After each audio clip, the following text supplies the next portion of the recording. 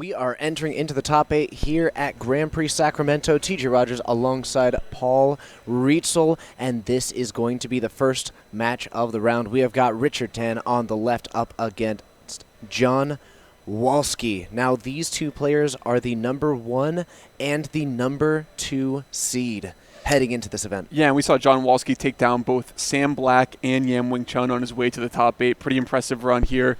Obviously these players have locked up a Grand Prix top 8 finish, a good chunk of cash, pro points, and an invite to the Pro Tour, but there's still a lot to play for. There's that trophy and $10,000. So it's starting to get exciting here in the quarterfinals, and we'll see what these players have brought to the table.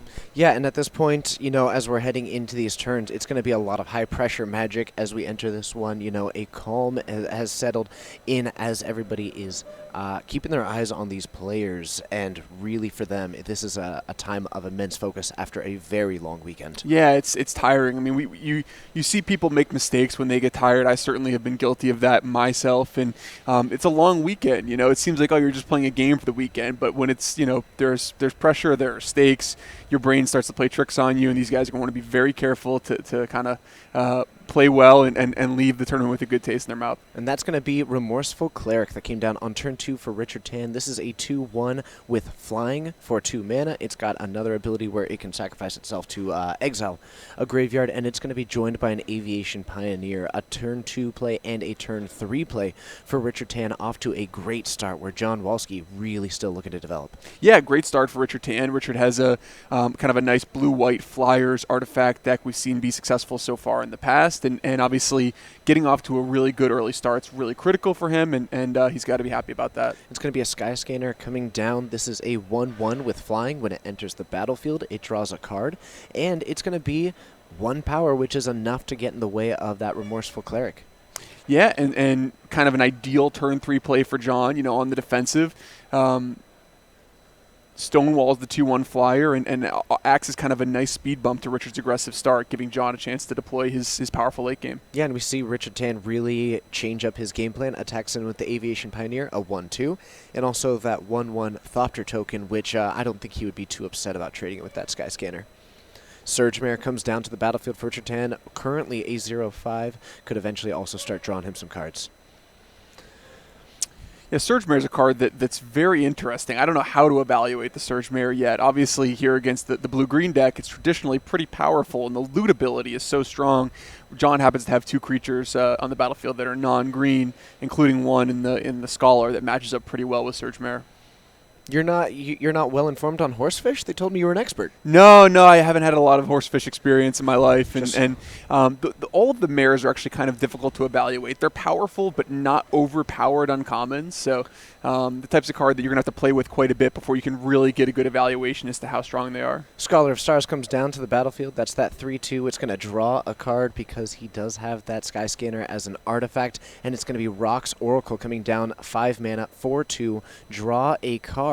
Richard Tan, 5 mana still remaining, and only that Thopter got into the red zone. Yeah, and John's got to love kind of the situation here, right? His 3-drop, 4-drop, and 5-drop all drew a card when they entered the battlefield, and he has creatures that match up really nicely against Richard. He's stabilized at 15 life. So from John's perspective, after a good early draw from Richard, he's completely kind of gummed up the board. And look at just the hand size comparison here. On Richard's side, 3 cards in hand after the draw step, and John Walski still has 6 cards in hand because each of these creatures did not actually cost him the card from his hand. Yeah, everything replacing itself. So if he unless he took a mulligan, he actually still has the full 7 cards in his hand here. So you're right. John, making his land drops, has been able to deploy the board. Now he's going to want to turn the corner and start producing threats that can actually start attacking. I think he did find himself another Skyscanner if he feels like playing with that as well. It's going to be a forest that comes down to the battlefield, and again, we see Richard Tan not actually deploying anything. 2 or 3 planes, 3 islands, and no action. Yeah. So the good early start from Richard appears to have petered out a little bit, and John now with his first kind of threat that threatens to start attacking Richard. Aven Windmage coming down to the battlefield. This does leave 3 mana remaining for John Walski, and he's got a couple of options. I know he does have access to a card like Titanic Growth if he wants to use something like that. He's just going to attack with the Skyscanner. He also does have access to just deploying more threats to the battlefield. And that's what it's going to be, another copy of this Skyscanner, again, drawing a card. it's hard not to feel good when you have still got a full grip after deploying this battlefield. Yeah, so far it looks like a nightmare matchup for Richard. I mean, obviously he hasn't drawn that well here, but his creatures match up so poorly against John's that all seem to replace themselves, and they have a really nice sizing against Richard's Air Force. So Richard's going to need to find some way to kind of shift the momentum in this game, and with an individually powerful card, or maybe some combination of synergistic weapons, because the way things are going right now, John is just slowly taking control. I bet Richard Tan thought that this Surge Mare was going to be a great source of card advantage. Yeah, or at least card selection, right? I mean, he thought they would potentially be able to get in, but John Scholar obviously is stonewalled it. He has a Rocks Oracle that threatens to attack back if the Surge Mare ever gets aggressive, so... That's going to be a Marauder's Axe coming down to the battlefield for Richard Tan. It is going to get suited up onto the Surge Mare. That's going to turn it into a 2/5. It's 2 mana to play, 2 mana to equip. So we might also see him move that to another creature post-combat for maybe a more defensive position. Yeah, nice play here by Richard. The 2/5 sizing on the Surge Mare is pretty tough, and I think we're going to see an illegal block here from John. Yeah, that card cannot be blocked by green creatures. Certainly, that double block made some sort of sense, but he doesn't actually have a very attractive block. He could double with the Scholar and one of his flyers, but then he risks getting trading both of them essentially for the Surge Mare. So, considering possibly a chump block, so at least Richard's starting to turn the tide a little bit, to get back into the game, at least eat one of those Sky Scanners. Yeah, and after seeing several turns in which there just wasn't a whole lot of action, seeing Richard even just make plays on the board, make attacks that actually are going to affect the way that this game looks, definitely a step in the right direction. Yep. So heading into John Walski's turn, still looking pretty fantastic on this board position at the moment. He looks solid. He's got a Dryad Greenseeker. He's also got a Cancel in hand, I believe, so that he could maybe just put up his shields. His board's not too bad right now. Yeah, board looks good. So, if you having a counter magic with a Dryad Greenseeker is a pretty good spot to be, since the longer you get to keep the Greenseeker out, the more you can kind of compound that advantage. We see that Rocks Oracle attack in. It's a 4/2, and that Aviation Pioneer, because it was wielding that Marauder's Axe, a change in career there, that's going to turn it into a 3/2 that was able to trade with it. Yeah, interesting offer of a trade there from John. I guess John figured, the Oracle has limited utility in a situation where it can't block Shield Mare. It's already drawn me a card, so I'll just trade it off. Although, in general, trading a 4/2 for a 1/2 is not a great trade. John's just so far ahead on cards that he can afford to make some trade downs like that. And it looks like we are going to pay 2 mana to re-equip this Marauder's Axe to the Surge Mare. Is going to be another one of these attacks. Previously, we did lose the Sky Scanner, so John's got to decide what he wants to do, whether he's going to run back the exact same blocking strategy, or if he wants to try to move in a bit more aggressively. Yeah, wouldn't surprise me at all if the Flyer stepped in front of the Surge Mare and then he cast Titanic Growth to give 7 toughness. Oh, very nice, because he could do that and still have up to 3 mana to protect through any other sort of trickery. Yeah, and 7 toughness being kind of the critical number here, as Richard can only get the Surge Mare up to 6 power. Oh, that's true, because that Titanic Growth on that even Wind Mage, plus it has that ability whenever you cast an instant or sorcery, it's going to get +1/+1 until end of turn, ends up being a 7/7 blocker. Yeah, it's a really nice play here from John. Looks like that is going to be the Titanic Growth. It's going to come away positively, and Richard Tan is going to move his Surge Art to the graveyard, have a Plains join the battlefield, and it's going to be a trusty Pack Beast. Yeah, these creatures look a little impotent against what John's doing. So this Dryad Greenseeker kind of looks to take over the game. But it's trusty, Paul. It's trusty. Yeah, no, it's something. It's just these are just kind of like weak, low impact creatures against an opponent at 14 with a good board position and repetitive advantage generator and Dryad Greenseeker. Yeah, that Dryad Greenseeker continuing to make a pretty nice presence on this battlefield. It's going to make sure that John draws spells as opposed to lands, and that's going to be very crucial. We also see the Thopter wielding the axe. Colossal Dreadnought coming down to the battlefield. We have got a new crown for biggest creature on the board. It's that 6/6 trample, making itself known as dinosaurs tend to do. Yeah, and a little surprised there that John wouldn't offer a trade with his Scholar for the trusty Pack Beast. Again, when your opponent has equipment out, being able to trade similar sized creatures is usually a pretty good idea. In this case, obviously you see Richard here with the Angel again, another reason why it would have been nice for him to have traded earlier. But here, obviously, 2 flyers coming in, threatening really 7 points. So John has to consider how relevant are these 7 points of damage, and do I maybe want to just stick one of my flyers in the way in order to trade off. So an impactful play by Richard, but certainly, John's still not in any danger. Looks like we are getting an update from elsewhere in the field as well. In another quarterfinals match, we see Max Mick taking game 1 over Schwartz. So as they're going to be heading into a game 2, it's going to be Schwartz on the play, and Max Mick has got to be feeling pretty good. Yeah, and let's see. So post-combat here, it looks like Richard's considering moving the axe. He elects not to move the axe. The Dryad Greenseeker sees a spell on top. Always a good feeling when you have 8 lands out. I know, that's the tricky thing. When you activate that Greenseeker, do you want it to see a land, or do you just want to be satisfied in the fact that it's not actually getting its worth? Well, I think in this sort of game where it's close but you're ahead, you want your Greenseeker to be a filter. You want it to filter through your lands to make sure that as many of your draw steps as possible are spells. So in a situation where you do end up hitting a land from it, you're going to want to activate it again on your upkeep just to get as far deep into your deck as possible to try to get to relevant action. So we do have quite a bit of mana available. That Colossal Dreadmaw also hanging out. There's an Angel of the Dawn. There is a trusty Pack Beast. There is this Thopter, all on blocking duty, making entering the combat directly difficult for John, despite having the board that looks more impressive. Yeah, another 6 mana card. Pretty tough spot. Whoa! That is prodigious growth coming down on that Scholar of Stars. That is going to be +7/+7 and trample. Yeah, brutal situation. So that's a lot for 6 mana. Yeah, no good blocks here from Richard. A tremendous amount of damage coming in. And he needs to find something like Disperse or Exclusion Mage or Totally Lost or Luminous Bonds immediately. And auras can sometimes be a liability, but this feels like it's worth it. Now you have just turned your Scholar of Stars into a 10/9 attacking, trampling creature, and this is at a stage of the game where Richard is light on cards. Yeah, and so now Richard is looking at a situation where he may have to make like kind of an ugly double block on this Colossal Dreadmaw, or, take 16. I mean, you just can't take 16, so... So that Colossal Dreadmaw looks like that is going to go away. The Thopter and the Angel of the Dawn going to get in the way of the 6/6. The trusty Pack Beast is the only one left.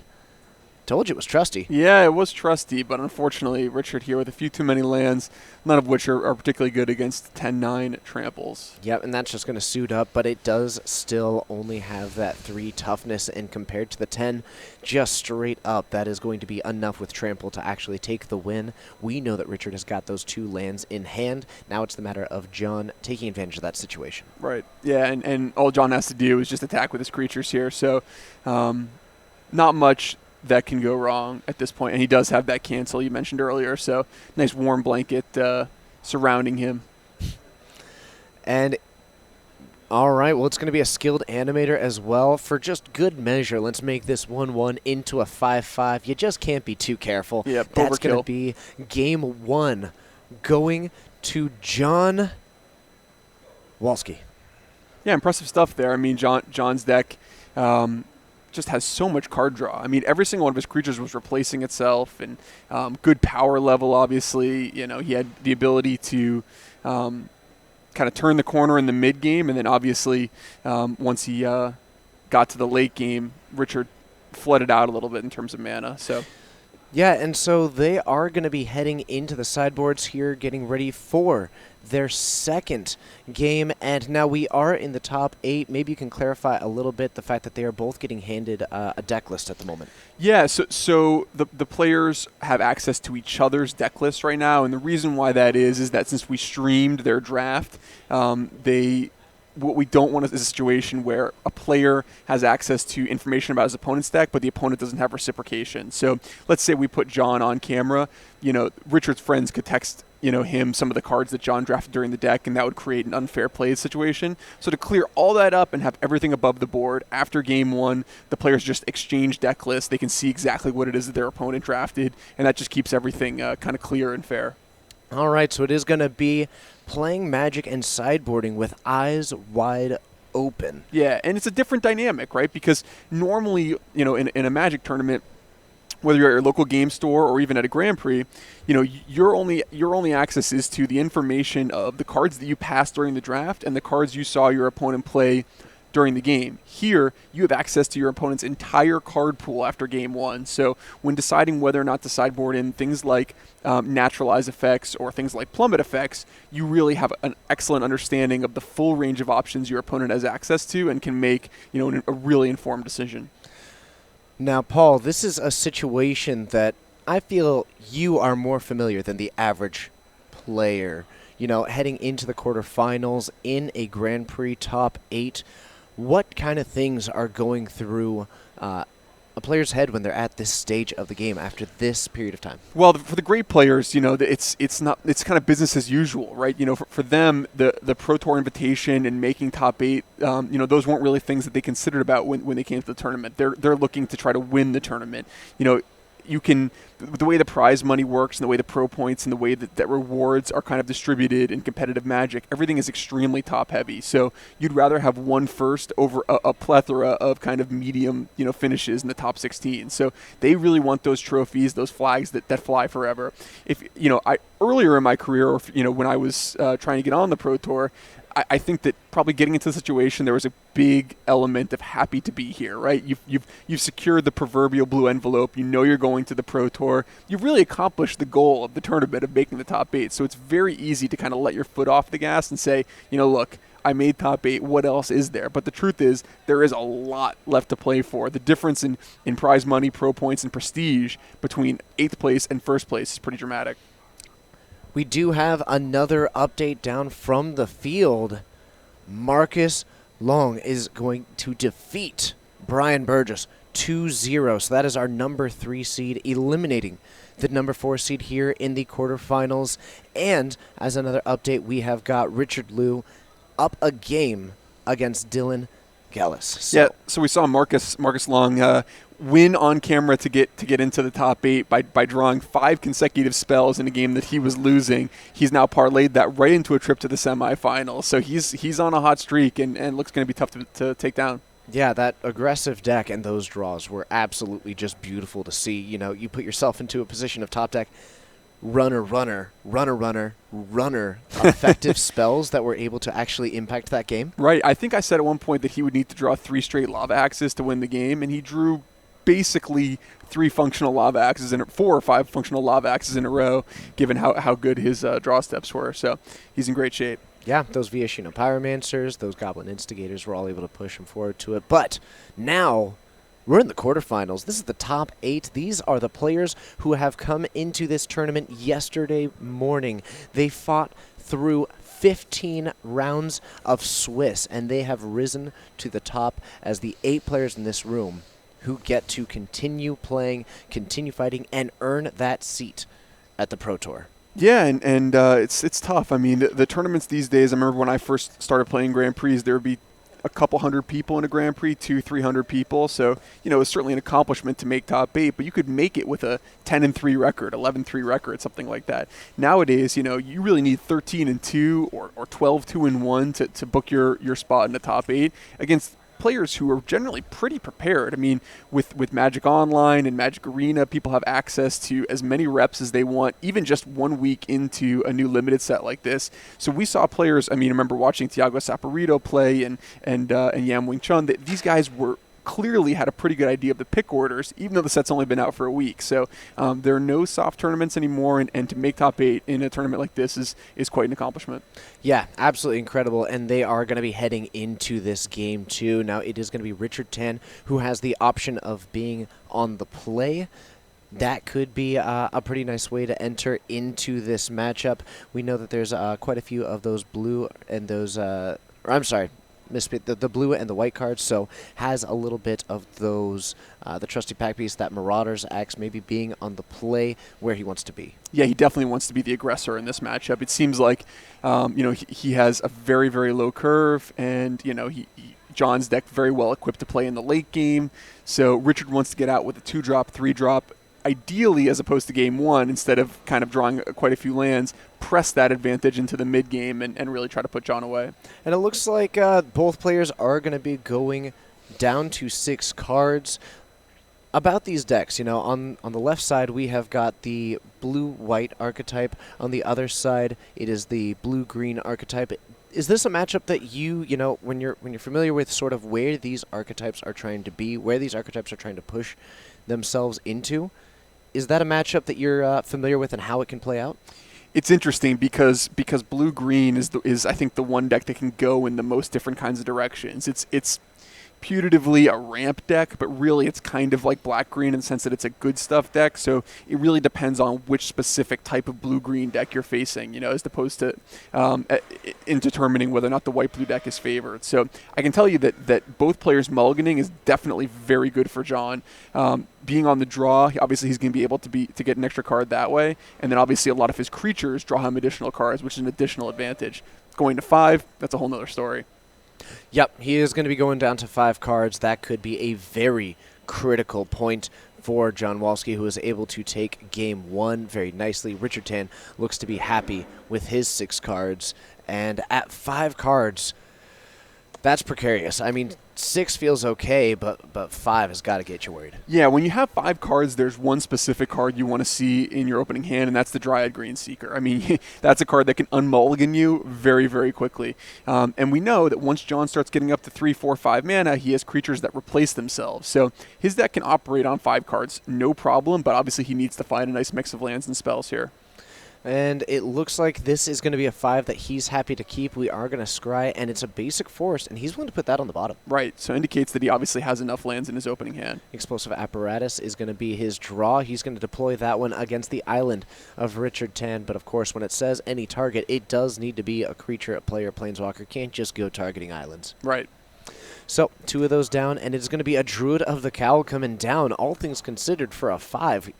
He's been making a play every turn. Yeah, decent start for John. Obviously he wants to try to find ways to unmulligan, ways to gain card advantage. And I think he just drew that Scholar of Stars, which is that 3/2. He had the Explosive Apparatus. That's going to give him another card draw, and this is going to be him taking that step into unmulliganing himself. Yeah, like you said. He had literally the nut 5 card hand pretty much for his deck, and Richard not only has no white mana and no 4th land, so as far as mulligans to 5 go, that's a pretty good place to be. We're at a point of attacking for 4 here on turn 4 and following it up with a Skyrider Patrol.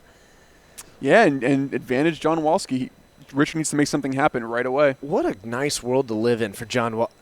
That's a 2/3. It's in the air, and now he can just start, he might have less cards in hand, but now he's got a place to put his mana. For just a blue and a green, he can start giving an advantage to his other creatures, get them up in the air over anything that Richard Tan might deploy that doesn't have flying. Like this Gallant Cavalry, it's 2/2s on the ground, but this Skyrider Patrol can really start jumping things like this Scholar of Stars. Yeah, John's deck looks fantastic. His draw obviously is great, and he is very close to finding himself in the semifinals here if he can just press this advantage a little further. On a mulligan to 5, no less. Yeah.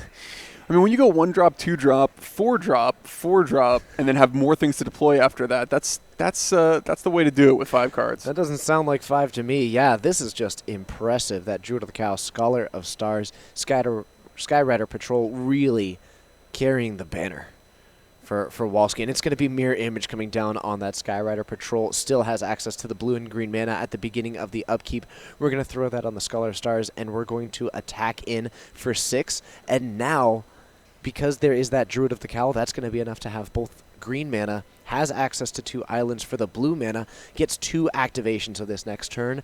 At its most simple, you could just put 2 +1/+1 counters onto that Scholar of Stars. Yeah, and unfortunately, Richard just doesn't seem to have really anything that can impact what John's doing. So John had an interesting decision there with that Mirror Image, whether to copy Scholar and try to go deeper into his deck or just make another Skyrider Patrol. And he says, let me just get this game over with right now. Let's put another Skyrider Patrol on the board, lean on you as much as possible, and I really like that decision from John. Ooh, Angel of the Dawn coming down to the battlefield. This is the 3-3. It's going to give a boost to these knights. They are not going to be getting aggressive, and now there is one flyer standing in the way between John Walski and Richard Tan's life total. Never mind. Plummet coming in, and that is going to eliminate it from contention. Can only afford one of these activations, but we are going to get that. It is going to go up to a Scholar of Stars, swinging in for 5 alongside 2 of the Skyrider Patrols. This is a swing in for 9. Richard Tan is going to go down to 1 and needs to answer 2 flyers as well as whatever it is that they might be jumping. Yeah, also he has to deal with an explosive apparatus on the table, so he really needs something almost impossible here. Actually, yeah, the explosive apparatus, it deals 2 damage to any target. You know, it's not just a creature that it's going to go with. So needs to answer upwards of 3 cards at the bare minimum this turn to even consider moving into the semifinals. Yeah, and his hand is filled with white creatures, so I think we're going to see the handshake pretty soon here. Wow. And it looks like we actually have got another update as well. Richard Liu has defeated Dylan Gullis 2-0. So that is going to be another player who's going to be moving up into the semi-finals. That's going to be the handshake, and that is going to be John Walski. Gotta be feeling good. That mulligan to 5 looked ominous. Yeah, it's tough, but we mentioned that John Walski's blue-green deck, a really nice version of that particular deck. It looks like he has the tools that could bring him a Grand Prix trophy. Honestly, I mean, he's got a nice curve, good power level, plenty of interaction. Bombs removal evasion, kind of the key to winning Core Set Limited, and John Walski onto the semis. Yeah, and heading into the semifinals, we do have the bracket ready for that. The first match that we have is Max Mick up against Richard Liu. Both of those players taking down their opponents. The other matchup is going to be John Walski, who we just saw going toe-to-toe with Marcus Long. Wow, so that quarterfinals, a bit on the fast side. I mean, we only saw 2 games out of that match, and all of the other tables have already reported in. Yeah, I love it when the players play fast. I love it when people have dinner reservations to make and they go out there and just play the cards. Honestly, when you're playing Magic at a high level, it behooves you to take your time and to think through the different possibilities. But ultimately, when there are kind of obvious choices, a lot of times those are the right choices. And we saw John play quickly, confidently, and I think pretty well there in order to overcome a mulligan to 5. So congrats to him, and we're going to have the semifinals shortly. Yeah, that is going to bring us to the end of these quarterfinals. We were able to see one of the matches, but of course the semifinals are next. Now the top 4 players are going to be fighting for their spot in the finals, the last match in the room. My name's TJ Rogers. This is Paul Rietzel, and we'll be back soon with those semifinals.